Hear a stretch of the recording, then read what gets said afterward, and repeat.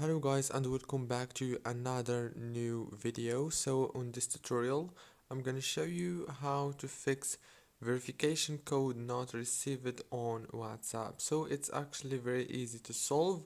All what you have to do is simple.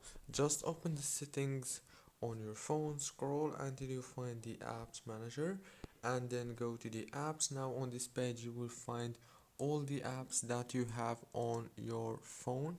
So all what you have to do is search for WhatsApp and click on it. After you click on it, it will take you to this page. Click here on force stop, and after you click on it, then go to the permissions right here, this option, and make sure to enable all the permissions. And that's it. Now all what you have to do is restart your phone and reopen WhatsApp, and the problem must be solved. So that's it guys, don't forget to like, subscribe.